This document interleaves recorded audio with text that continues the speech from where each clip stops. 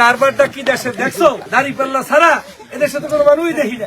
এমনও হইতে পারে আমার ভাই হয়তো কোনোদিন ইবাদত করার সুযোগ পায় নাই, ওই শুকটান দেওয়া বিড়ির মধ্যেও যদি সে ওই দাড়িপাল্লার দাওয়াত দিয়া আল্লাহর দ্বারে কবুল হয়ে যায়, এমনও হইতে পারে পিছনের সব আল্লাহ মাফ করে দিয়ে তার তো ভালো করবে।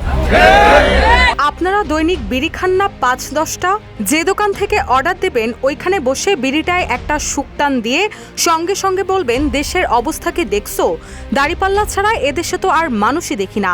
হয়তো এমনও হতে পারে আমার কোনো ভাই জীবনে কোনোদিন ইবাদত করার সুযোগই পায় নাই, তবে ওই শুকটান দেওয়া বিড়ির মধ্যেও যদি সে দাড়িপাল্লার দাওয়াত দিয়ে আল্লাহর দ্বারে কবুল হয়ে যায়, এমনও হইতে পারে তার পিছনের সব গুনাহ আল্লাহ মাফ করে দিয়ে তাকে ভালোও করে দিতে পারে। এমন বক্তব্য দিয়ে আলোচনার জন্ম দিয়েছেন ঝালকাঠি ১ আসনে জামায়াতে ইসলামের মনোনীত প্রার্থী ডক্টর ফয়জুল হক।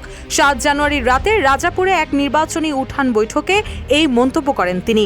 এ নিয়ে রাজনৈতিক অঙ্গনে চলছে তীব্র আলোচনা সমালোচনা।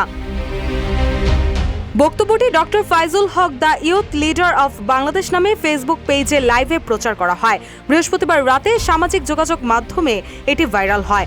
ভিডিওতে ডক্টর ফয়জুল হককে বলতে শোনা যায়, আমি তো গল্পের ছলে বলি তাই আপনাদের আনন্দ লাগতেছে, কিন্তু এমনও হইতে পারে বিড়িতে শুকটান দিয়ে যদি দাড়িপাল্লায় ভোট চাওয়া হয় তাহলে আল্লাহ মাফ করে দিতে পারে। ভবিষ্যৎ হোক নিরাপদ, বিনিয়োগ হোক বিশ্বস্ত, আর আমার পছন্দ সল্ট বে। ওয়েলকাম টু সল্ট বে।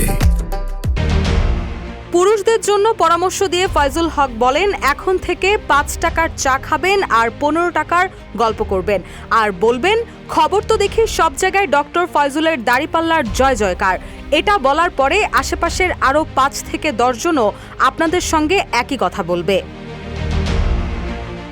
নারীদেরকে নিয়ে তিনি বলেন, নির্বাচনের রাতে ঘুমাবেন না। ফেব্রুয়ারি মাসের ১১ তারিখ রাত ১২টা পর্যন্ত ঘুমাবেন। এরপর রাতের বেলা বাসার মধ্যে ভালো খাবার রান্না করে স্বামীকে আদর যত্ন করে আপনি সহ খেয়ে আত্মীয় স্বজন সবাইকে নিয়ে কেন্দ্রে গিয়ে ভোট দিবেন। এরপর ভোট গুনে তারপর বাড়ি এসে বিজয় মিছিল করে ঘুমাবেন। এদিকে ডক্টর ফয়জুল হকের এমন বক্তব্যকে কেউ কেউ প্রচারণার কৌশল হিসেবে দেখলেও অনেকেই ধর্ম ও ব্যক্তিগত অভ্যাসকে নির্বাচনী রাজনীতিতে টানার অভিযোগ তুলছেন। ফলে তার এই মন্তব্যকে ঘিরে সামাজিক যোগাযোগ মাধ্যমে যেমন চলছে তর্ক বিতর্ক, তেমনি রাজনৈতিক অঙ্গনেও বাড়ছে আলোচনা সমালোচনা।